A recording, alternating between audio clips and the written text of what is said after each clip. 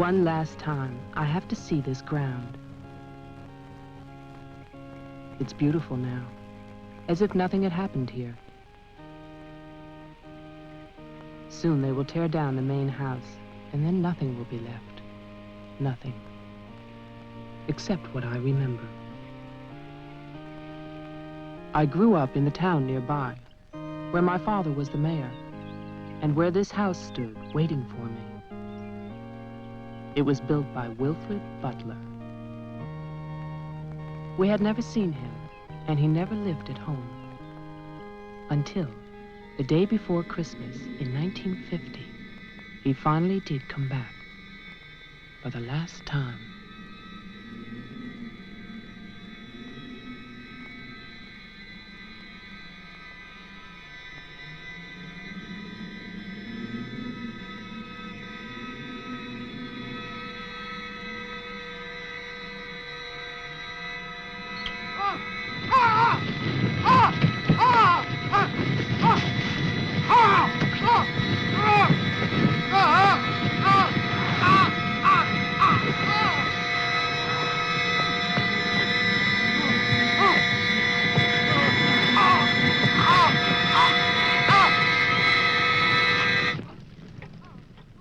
All of us believed that his death was an accident. No one knew that another person had come to Butler House that Christmas.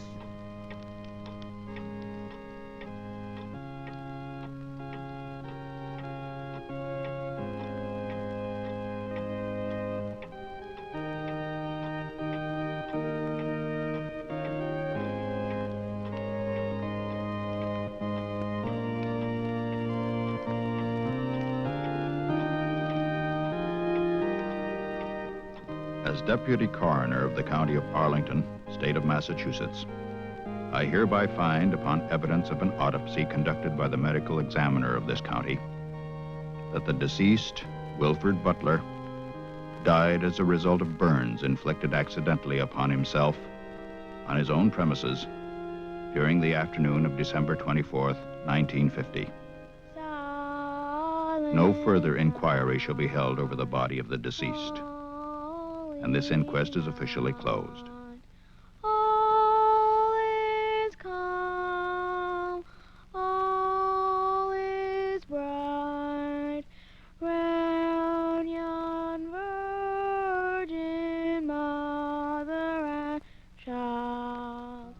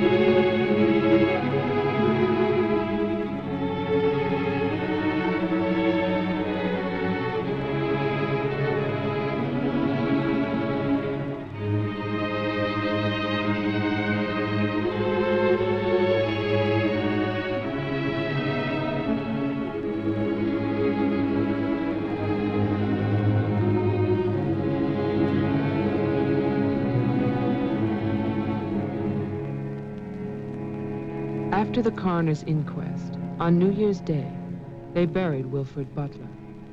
There was no one there to mourn him. It was the funeral of a stranger.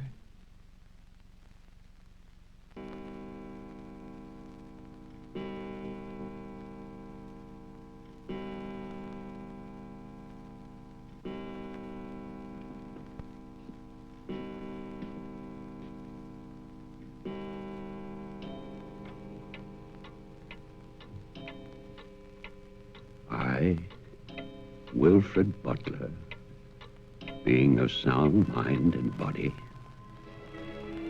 at least what the world considers sound, do hereby leave my house and its grounds and all personal effects within that house to my only surviving relation, my grandson, Geoffrey Butler. And I solemnly charge him with one duty. Let him leave the house as I left it, standing untouched to remind the world of its inhumanity and cruelty. For 20 years, that house lay empty, exactly as Wilfred left it. And then, last year, rumors began that it was finally being sold. The newspaper story traveled through the county to a state hospital for the criminally insane.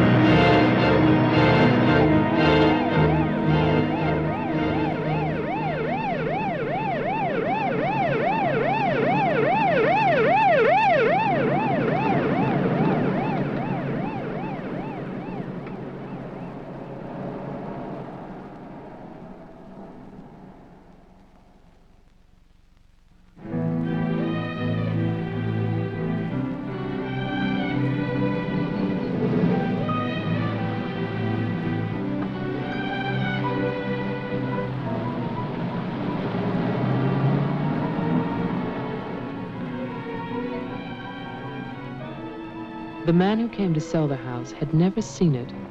He was a lawyer from the city, just doing a job and enjoying it.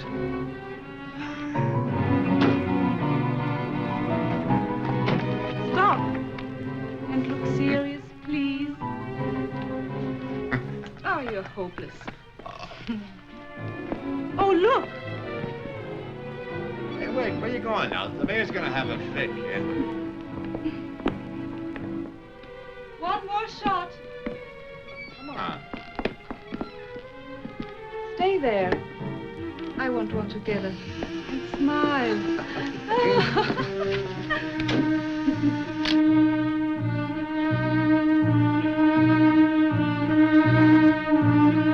For all the news as it happens, stay tuned to WLIX, your voice of the Northeast.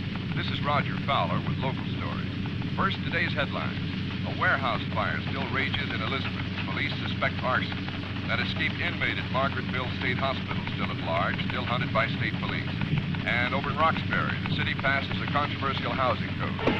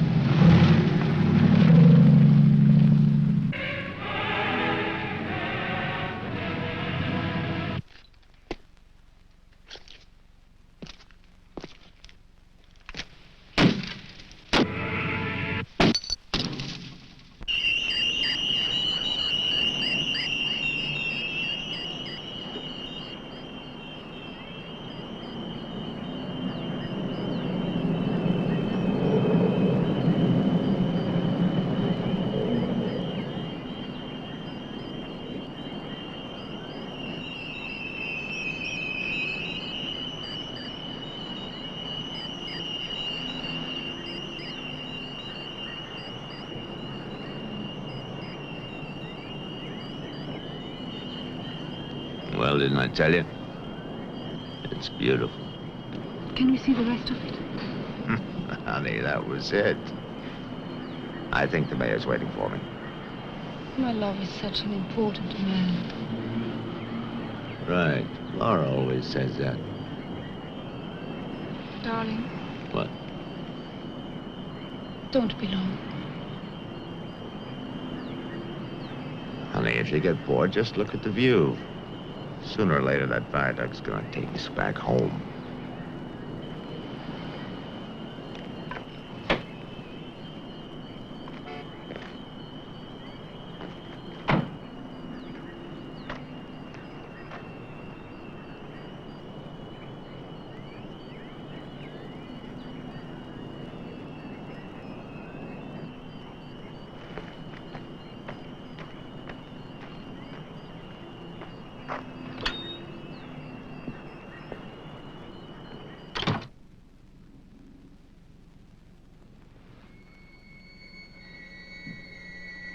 Mr. Carter. Mr. Mayor.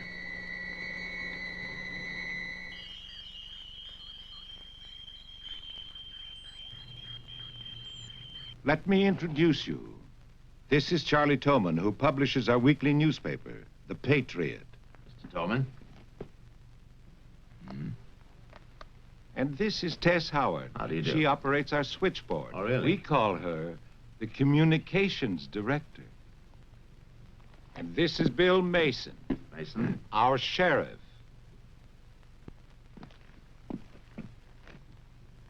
Won't you sit there, Mr. Carter, at the head of the table? Thank you. I didn't expect to meet you all together. It's quite a reception.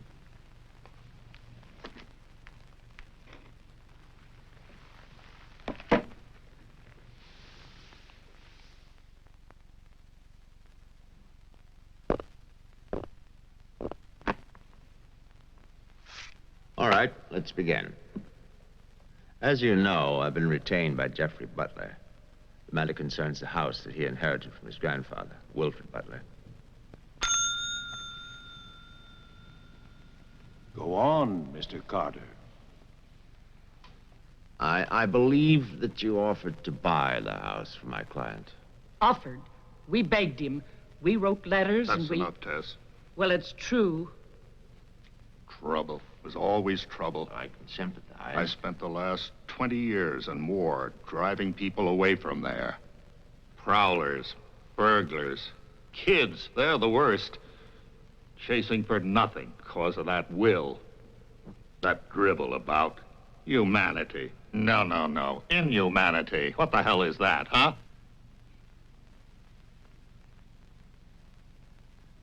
Yes, well, he was a bitter man. Hate. It must have been very hard. It must have been hate.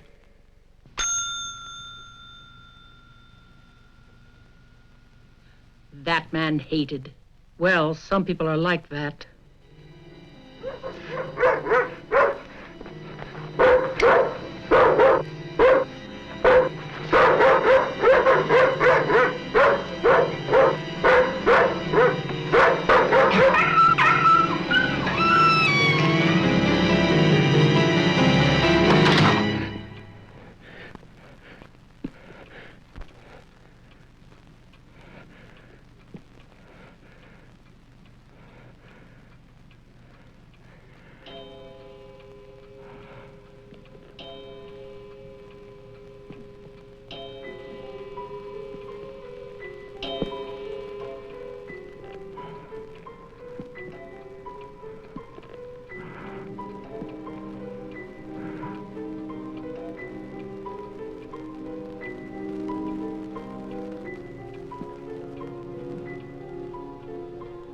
The question is, well, do you still want the house? Are you offering it to us, Mr. Carter? Exactly. Why now? Well, that's Mr. Butler's business, isn't it?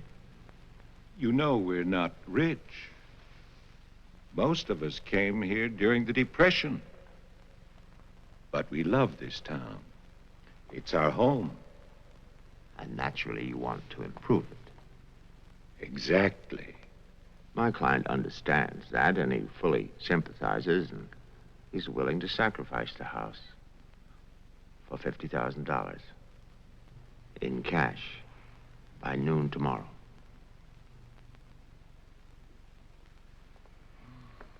That's an awful lot of cash. It's also an awfully good bargain. You could go to Wilton. You could go now to the bank. Am I clearly understood? All that cash. Perfect. I'll wait for your answer till tomorrow. You're spending the night here? Yes. May I ask where? At the Butler house. We could put you up at the motel as our guest. No, the house is fine. The Paradise Motel. That's very kind of you, but I'm meeting Mr. Butler about some personal items. You'll want a phone. I can reconnect the line. Don't trouble, please. No trouble. You'll need a phone. Don't want to be stuck out there. Well, you've convinced me. Thank you. By the way, have you known Mr. Butler a long time? No, I've never met him. He called me and asked me if I'd handle this for him. I said yes. He had the key delivered to my office. Mr. Mayor, Sheriff, Mr. Towman, Miss Howard, see you all tomorrow. In fact, I'm looking forward to it.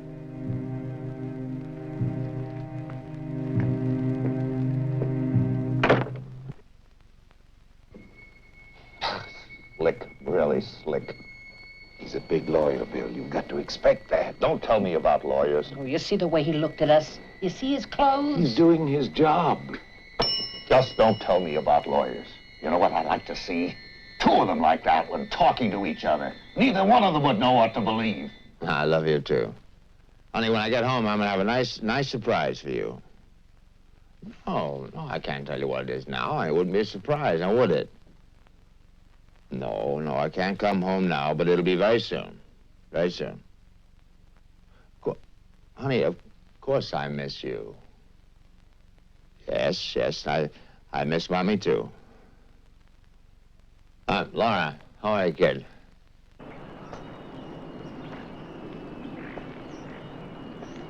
So I'll call tomorrow. No, I want to call. I want to talk to Jenny. Yeah, well, as a matter of fact, I'm having a fine time. Well, same to you, darling. What do you mean, hostile?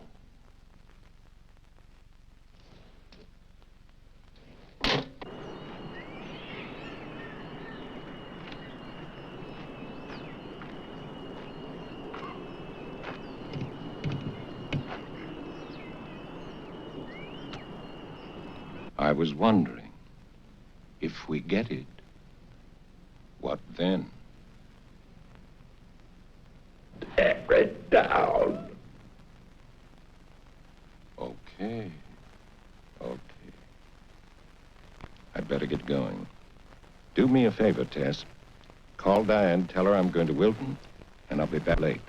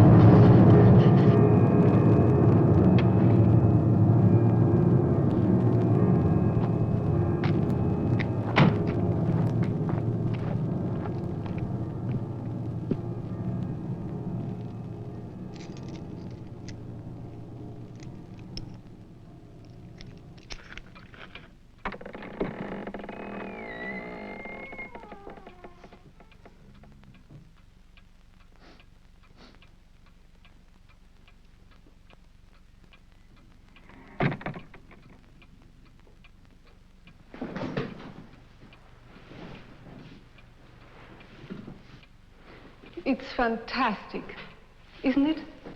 Yeah. Butler wasn't kidding. Nobody's lived here for years. That would be such a waste. It's his grandfather's monument. You know, There's a caretaker who keeps this place just the way he left it. What kind of monument is this? Well, that's the trouble. Nobody remembers anymore. That's what usually happens in America. I remember this. And he walks with me, and he talks with me, and he tells me I'm his own. And he walks with me, and he talks with me, and he tells me I am his own, and the joy we share as we tarry there. You're not serious. I used to hear that at funerals. At funerals? Yes. I was a kid in Chipley, Georgia. There was also a Chipley, Florida. But they have both been subsequently eradicated from the map. None other has ever known.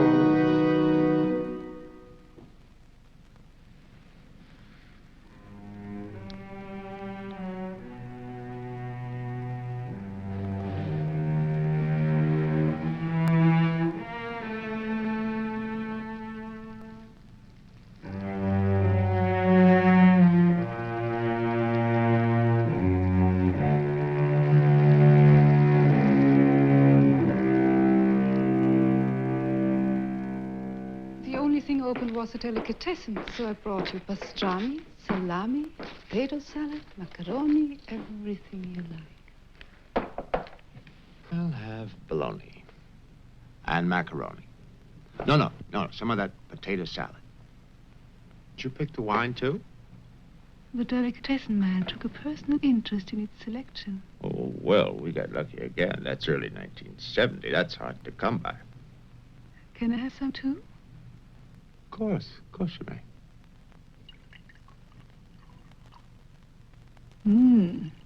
Thank you.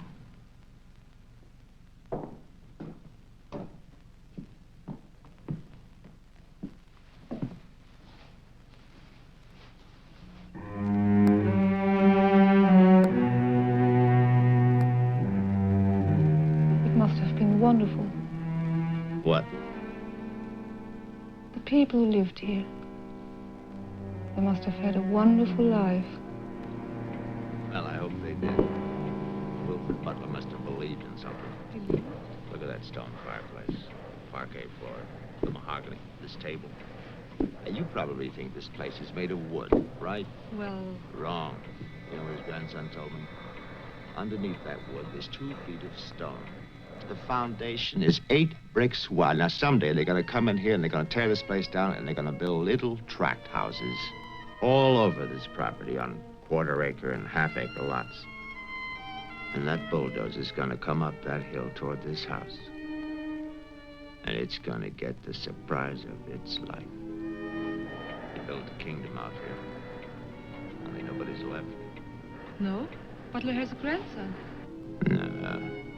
He's probably like the rest of us, wants money. You know, he's asking $50,000 cash for this place, and if he only wait, he can get at least $250,000. But he won't take his time. So he'll get screwed.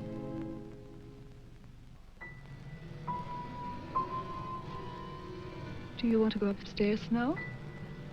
Soon. You know, one of the great pleasures in life is the pleasure of anticipating pleasure, isn't it? We are very close now, aren't we? Sure, honey. Very close.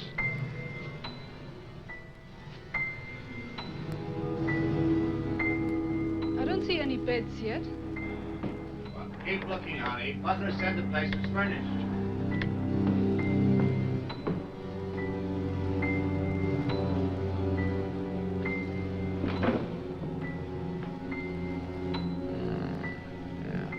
It's furnished.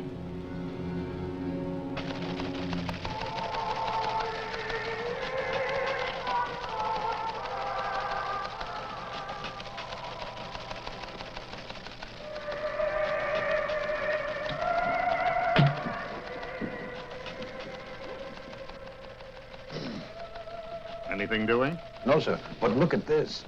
More football, huh? Look how they smeared that quarterback. Look at his arm. Got no time now. Oh, Tess. How about that telephone up at the Butler house? Is it working? Well, try it now. I'll wait.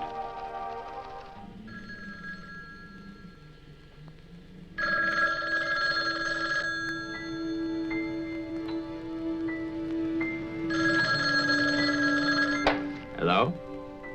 Oh, yes, Miss Howard. Yeah, the phone's working fine. Very nice of you to call. Thank you. Good night. Honey, I'm going down to the car to get some cigarettes. Be back in a minute. Okay. Don't get lonely. No, no.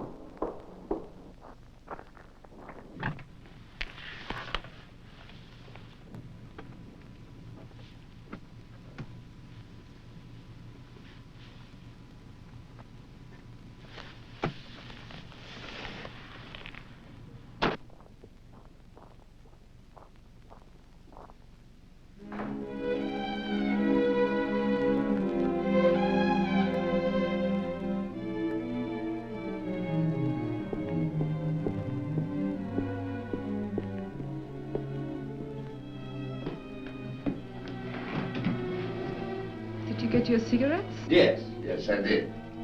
May I have one? Sure. That's the most amazing things. These cigarettes come in these very small packages these days. Oh, that's for me?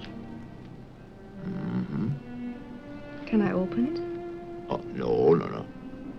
Our Christmas is day after tomorrow. Is that an order? Yes, ma'am, that's an order.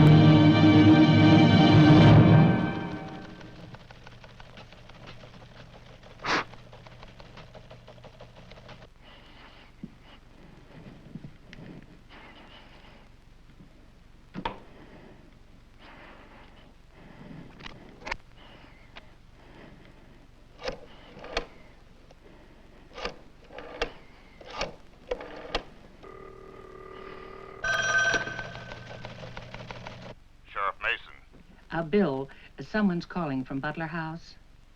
Okay, put him on. Go ahead now. Mr. Carter? I'm not Carter. Who is this? The honor. Butler. I'm worried, Sheriff. Carter's not here. Speak up, I can't hear you. I can't. I'm sick. Can you come here? What is it? What's wrong? His car's here, but he's gone. Won't you come? Okay. Now you stay put in that house. I'll wait for you. Please, hurry. I'm afraid. Now take it easy. I'm coming.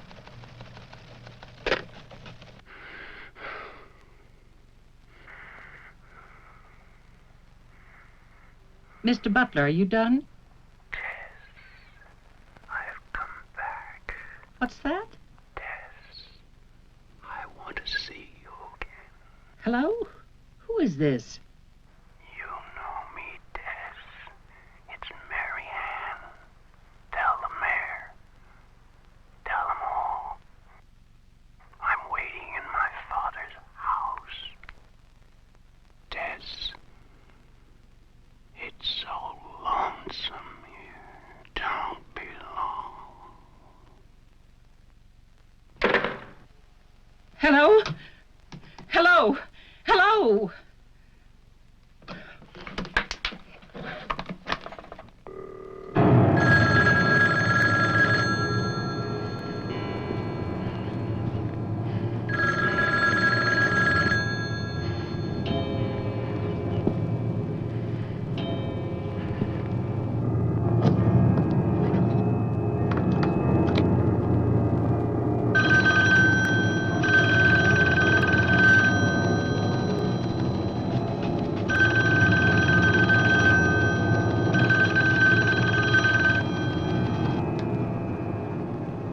Oh my God, where is everybody?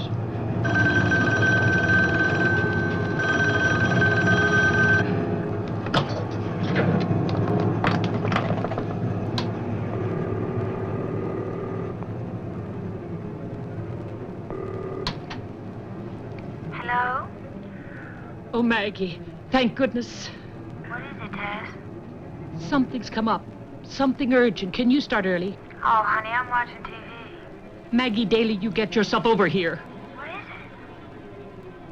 it? Just get moving, Maggie. Just please hurry.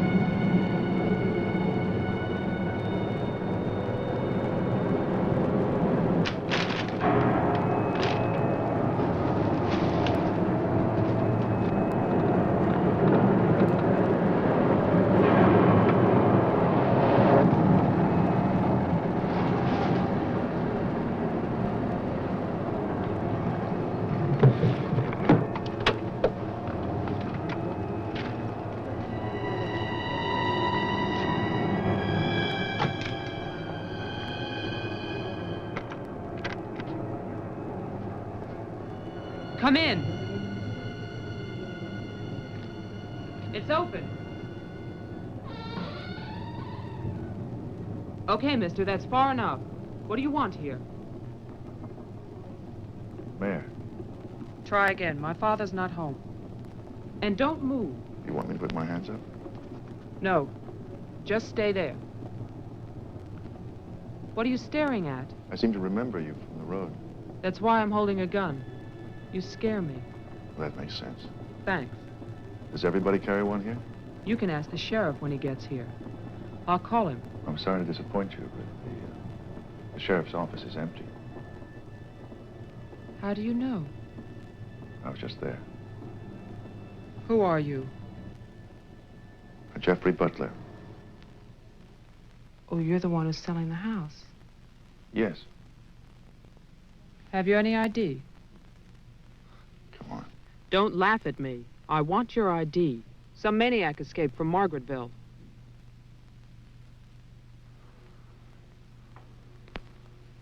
Okay.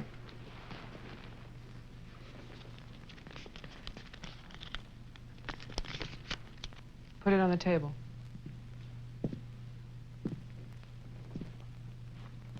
Now go back.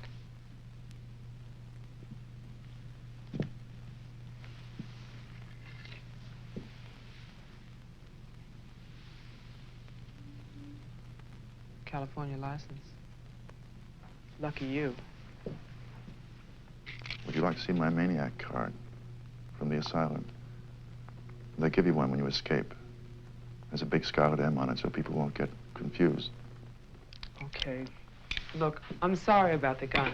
My father's in Wilton getting your money. All I want to do is to get into my house. The sheriff's deputy might have a key.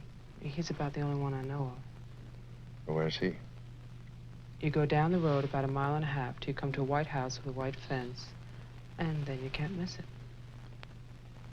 Thanks. That's okay. Merry Christmas. Same to you.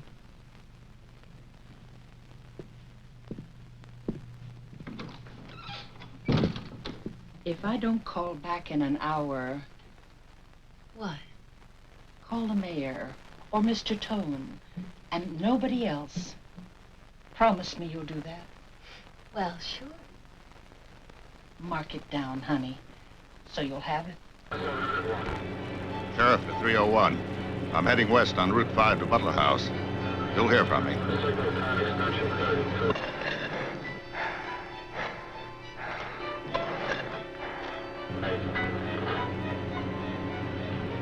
What the hell? What's that light out there?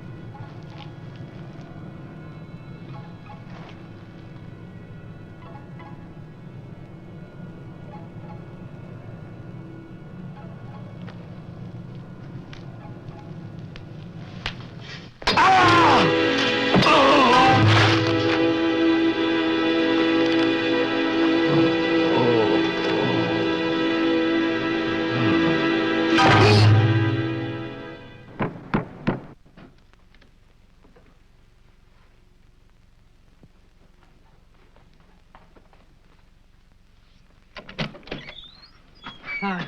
Hi. Did you find the deputy? No, I wasn't there. Oh. I was thinking, isn't your lawyer supposed to be at the house? The door was locked. His car was there, so I borrowed it.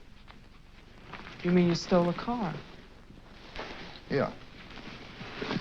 Keeping it warm. What if he needs it? Let him find me. Who's coming to dinner? Oh, Daddy. We always have dinner every Thursday. Do you want something? No, I ate Paradise Motel. Yeah, I know. It's awful. What about a drink? Yeah. It's cheap bourbon, but that's a big favorite around here. Do you want ice? No, straight. You look tired. I am tired.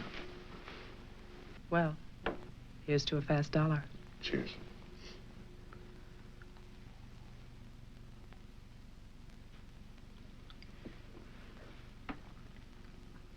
Why did you decide to sell the house? Needed the cash. After all these years? I need it now. Huh. What's it like on the inside? You know, I've never seen the inside. When I was a child, my father told me to stay away from it, or something terrible might happen. Sort of like a haunted house. I haven't seen it either. You're going to sell it and you've never seen it? Yeah. I don't know. It's too bad. It's about the only place to see around here. Oh, I forgot. Someone keeps calling with a message for my father. She says that she's waiting at your house, in the reception room. What woman is waiting in my house in the reception room? Oh, I don't know. It's not a voice that I know. I better go out there. Can I come too? What for? I'm pushy. I suppose you'll be going back to California soon.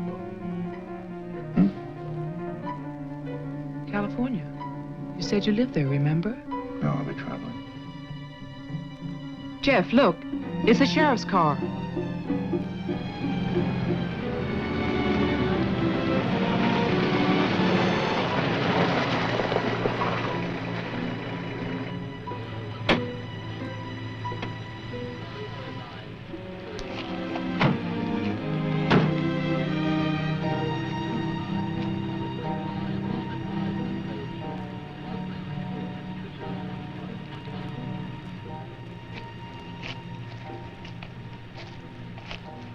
There's a light. Look at that tombstone. Pretty cheerful. Who bears the cross shall wear the crown. Wilfred Butler. My grandfather. Oh.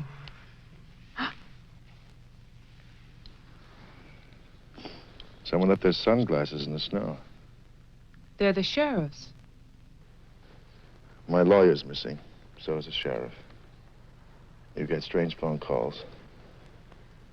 And now someone's fascinated by my grandfather's grave. Let's get out of here. You still want to go to my house? Yes.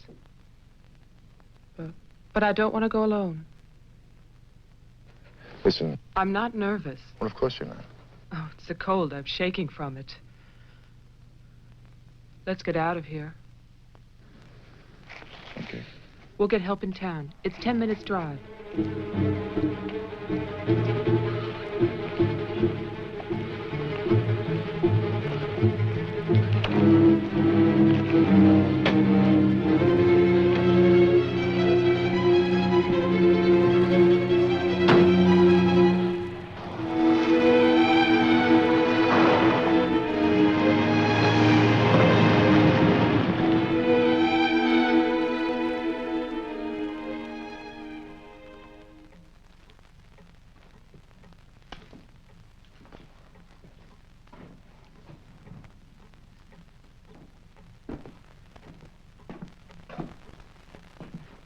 Night, Mr. Towman.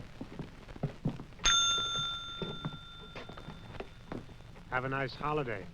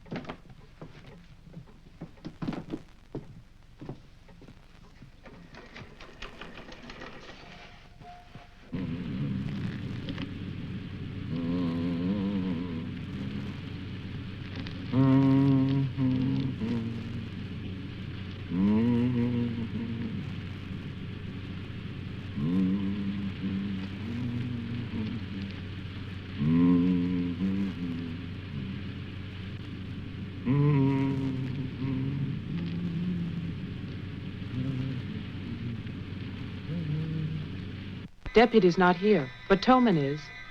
Who's Towman? Come on, you'll see.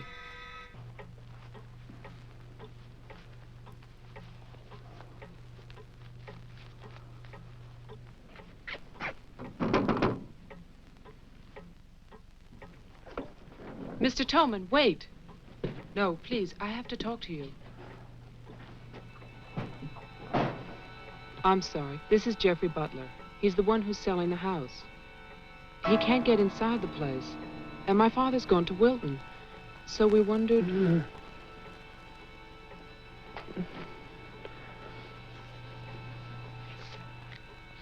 Anything wrong? He'll tell us. Tess has gone to his house. Why would she go there? I don't know. Anyway, she won't get in. You say it's locked. He says she hates the place. Would you like to drive there? Diana could stay here, lock herself in. I need a key.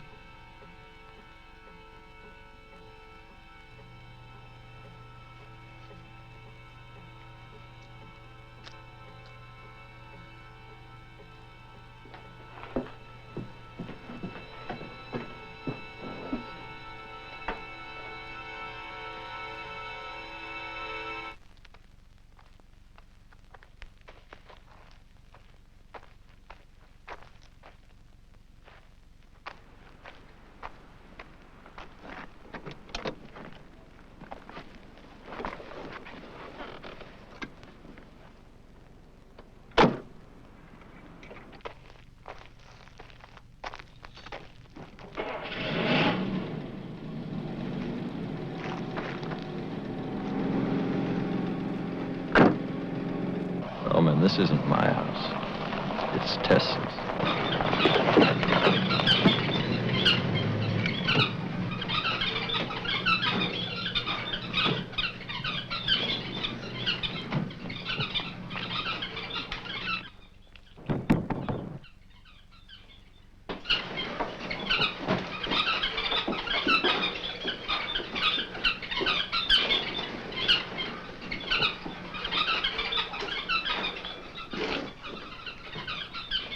Well, Tess isn't here.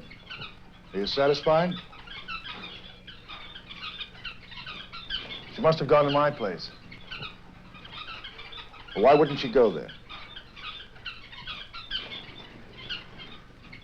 She hates it. Maybe she went to see the woman who's there. Someone called the mayor's house before. Said she'd be waiting.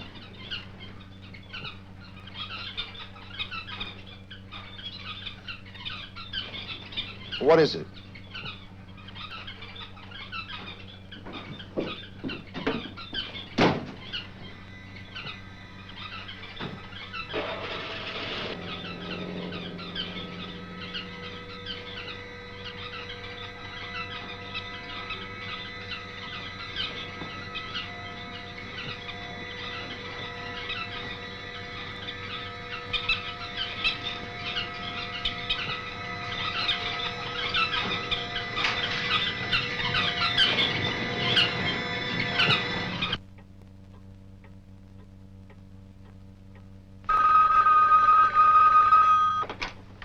Hello, Jeff?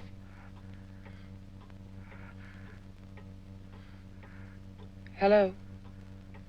Is anybody there? Who is this? I'm Diane Adams. I spoke to you before. Bring your father to the house. This is Marianne. Tell him I have the diary. I'm waiting. Who are you? He'll know. Christmas Eve, 1935. Hello? Hello?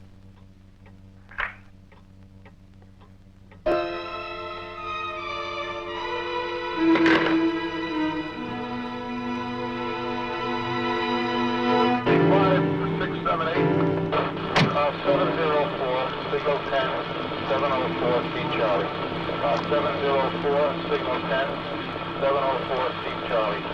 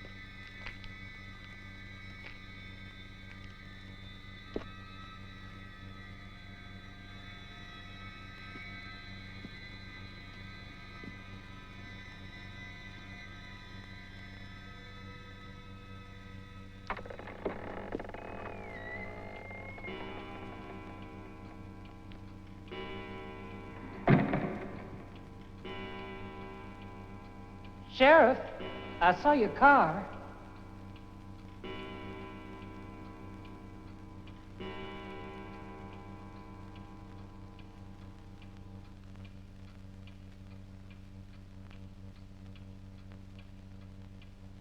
Bill? Is that you?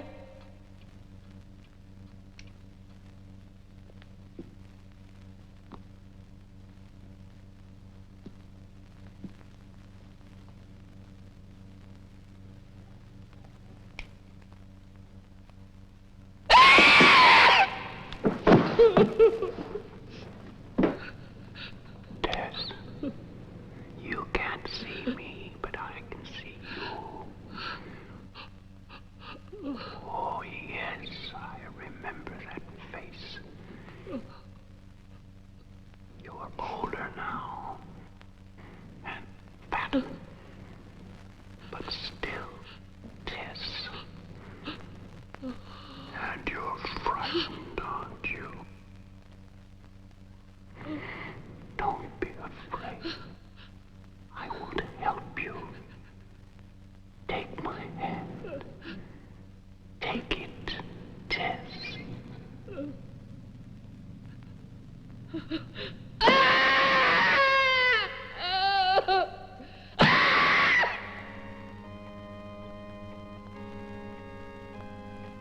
The person on the telephone said 1935, Christmas Eve. But that's not the beginning.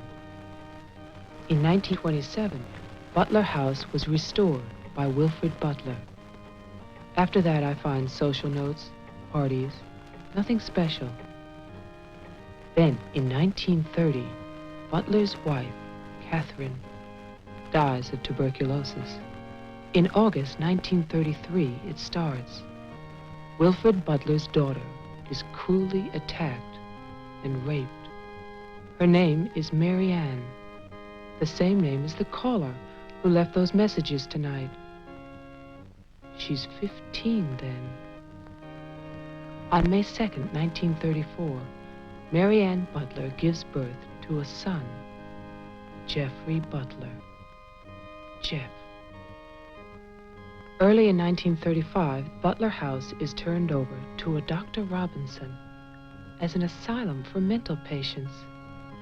And then Butler goes on to say that he has committed his own daughter. Marianne will live at the asylum. There's no end to this story. It's been carefully cut out of all the papers.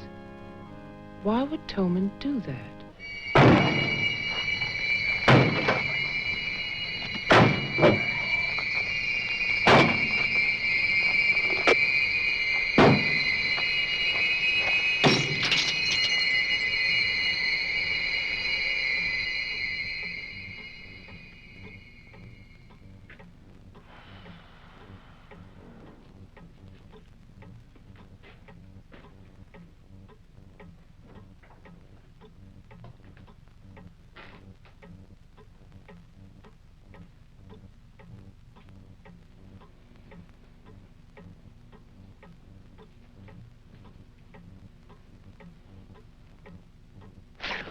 Gosh, you scared me. Oh, what happened? What happened is, Tess has 40 bird cages. Towman is hysterical. Everybody's at my house but me. It's cold outside and you forgot to lock the door. Jeff, how old are you? How old am I? You mean, how many years have I lived? No. There's a lot in the paper about your family. I don't want to talk about my family. Wait a minute. There's a woman calling, and she says her name is Marianne. That was your mother's name, wasn't it? My mother died in childbirth. That's when I started traveling. It's not what the papers say. What's your point? I just thought that you should read something for your own good. Nothing you could tell me about my past or future would be for my own good.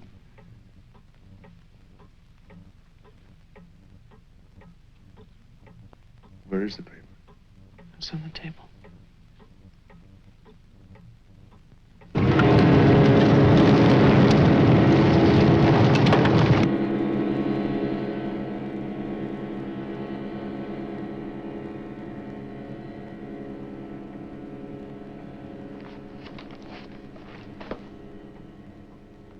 It's so stupid to lie. I missed the whole event. Jeff, maybe your mother's still alive. Maybe she's waiting for you at the house. I don't know.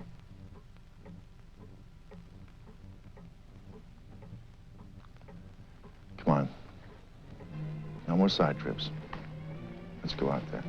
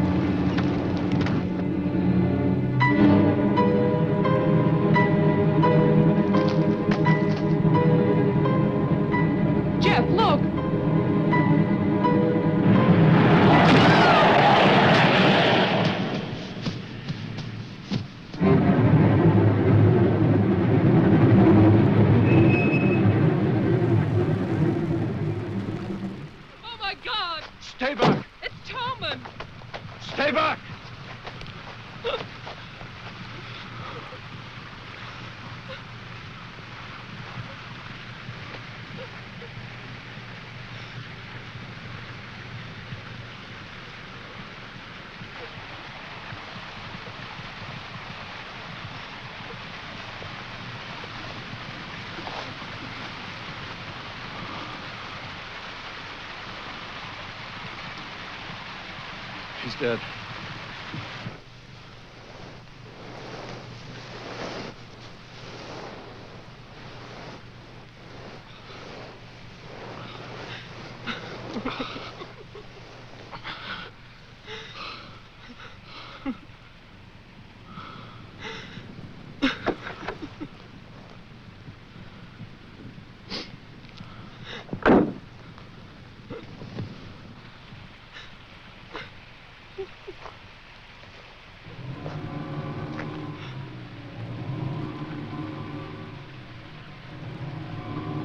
His hands.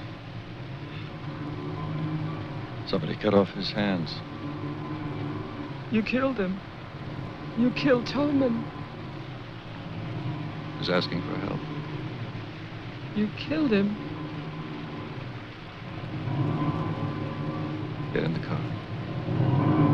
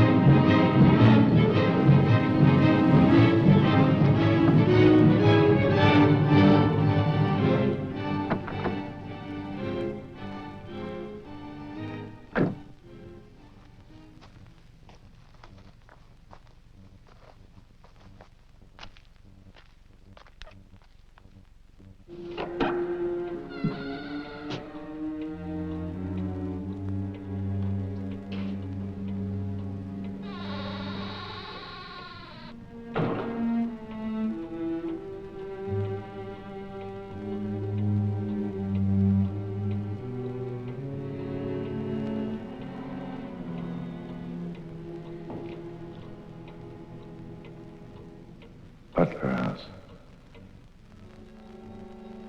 The keys. He took them.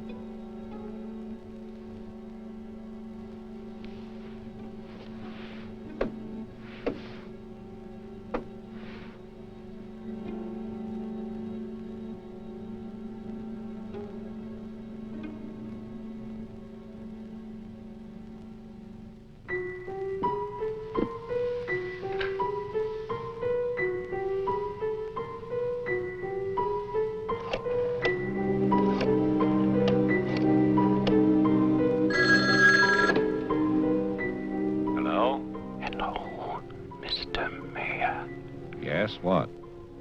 This is Marianne Butler. I'm calling from my house. Won't you come over here, Mr. Mayor? We're having a reunion. Everyone's here, even your daughter.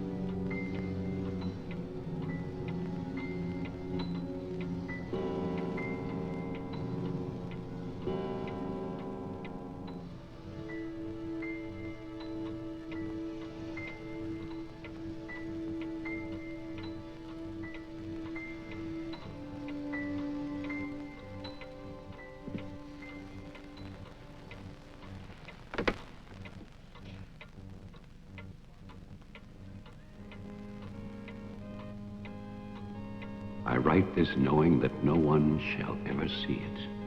Not my beloved daughter, or even my grandson, Geoffrey. I write for myself in the hope of forgiveness, if that is still possible. And I write for you, Marianne, whose youth and innocence I have destroyed. By 1935, the doctors had treated my daughter for a year. I had believed they could cure her. The child, Geoffrey, was taken from us and sent to California. I turned my house into an asylum. I brought doctors to live there. I welcomed other patients. Useless. All of it.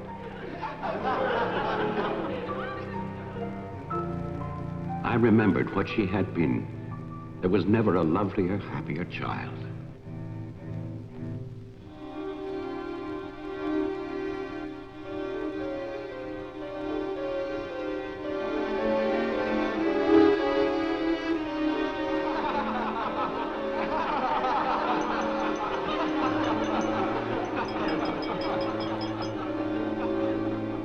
Ladies and gentlemen, quiet, please. I propose a toast. Doctor, please. By Christmas of the first year, I knew that I must act, not for myself, but for my helpless child. Led him to create this institution. Our friend... I had no plan. All I knew was that I must take her from these men with their promises, their lies. Shall we?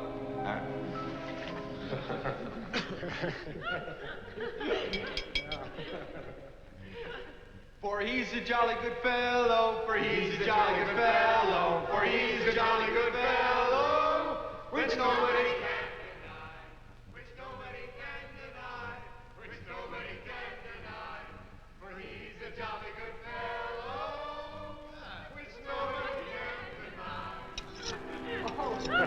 I knew that they would gorge themselves into a stupor that afternoon. It was their celebration. I expected no less. Since they had come into my house, they had acted as if they owned it. They had behaved like poor relations, half guilty, but finally unable to control their appetites.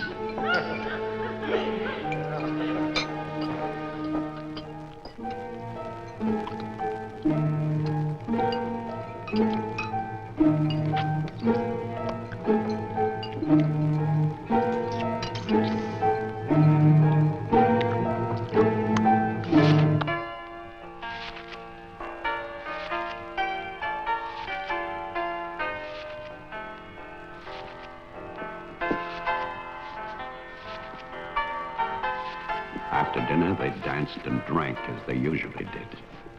All the time, Robinson would smile and reassure me. They expected me to believe, because I had no choice. Wilfred, trust me.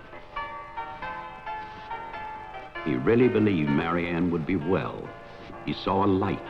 There is a light at the end of a long tunnel. Believe me.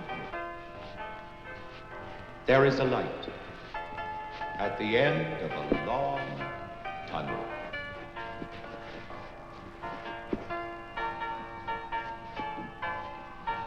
Stay here, Doctor. I'll get more champagne. He was ready. I knew it. Drunk and fat and full of his own importance. I left then.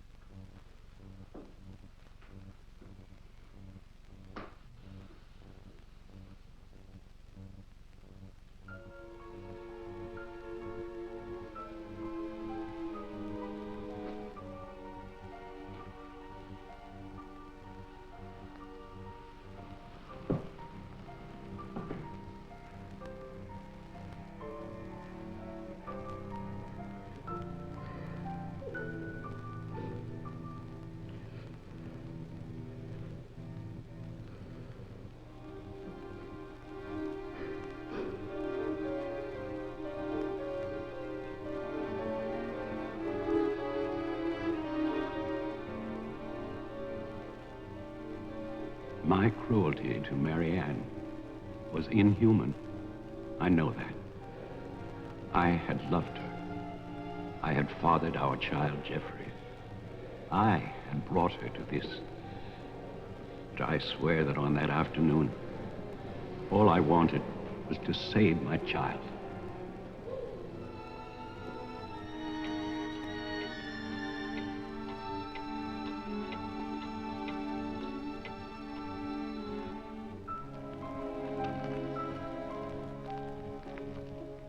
My hope was to get her away from that house. But also, I wanted to set free those other wretches who had so long been abused by the doctors.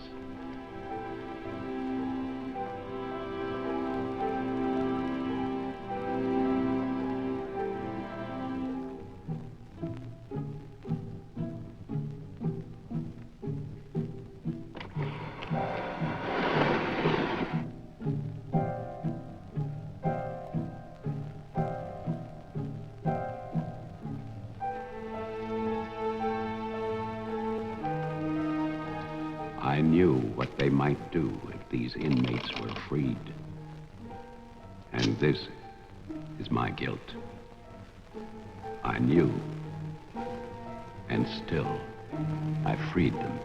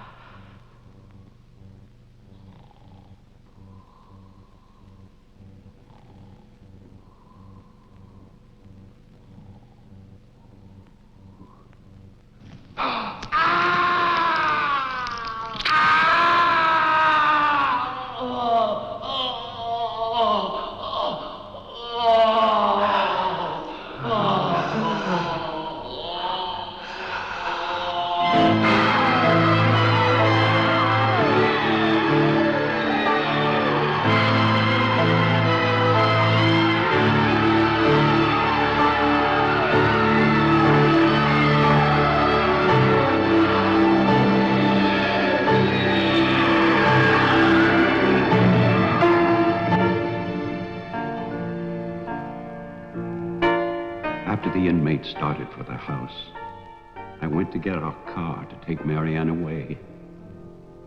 I do not know exactly when she slipped away from me. I assume that when they saw her in the dining room, the inmates believed her to be part of that household which they hated. And so, they killed her. Later, there was a celebration. And then most of the inmates fled, I don't know where. But I shall never forget what they did to my child. Since that Christmas, I have lived in prisons and asylums. Lived anonymously, as an animal. I have wandered in bitterness until all seasons have become as one. And that is a season of vengeance.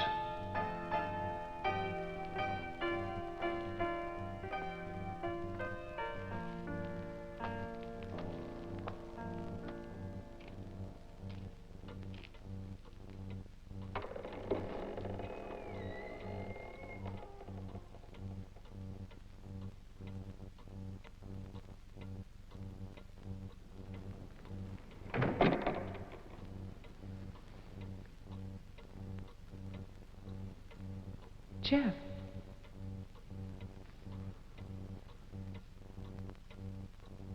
Jeff? Wilfred Butler is still alive. This is still his house. Your grandfather died in 1950. He was burned to death in this house. My grandfather poured gasoline over a squatter he found here. The town wanted to believe he was dead. They still do.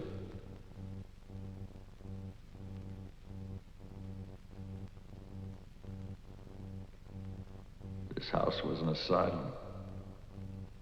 There was a massacre by the inmates. Tess, Towman, the sheriff. Your father. No. All inmates. They killed my mother in this room.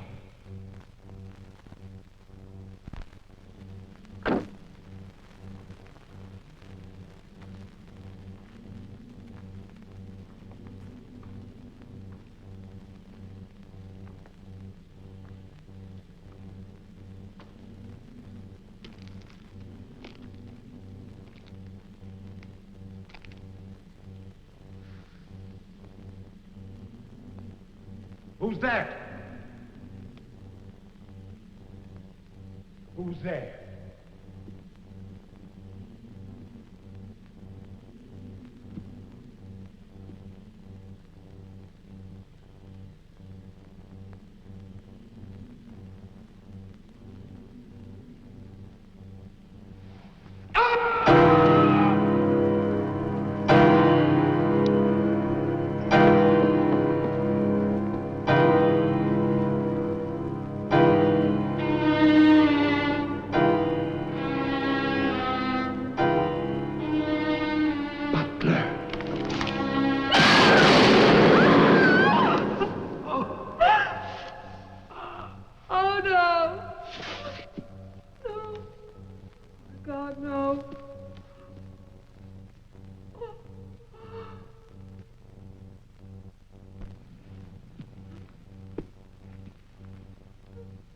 Daddy?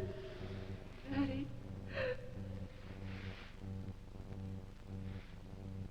Diane? Jeff? Jeff? No. No. Jeff, why? Why? Sorry. Marianne.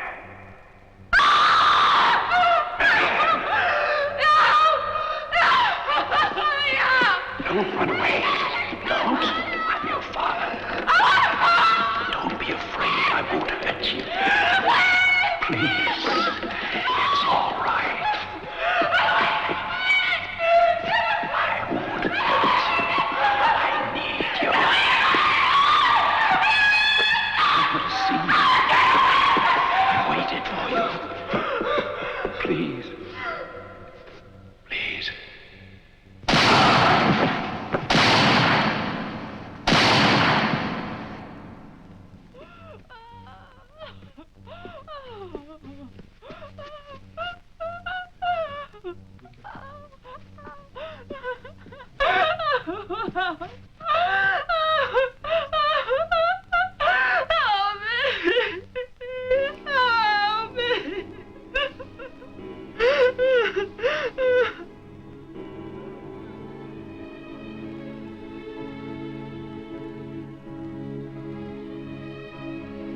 I spent that night weeping.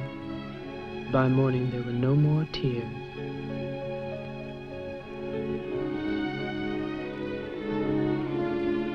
I know that my father and Jeffrey both thought they were shooting at killers, but they were simply the last victims in that house of victims.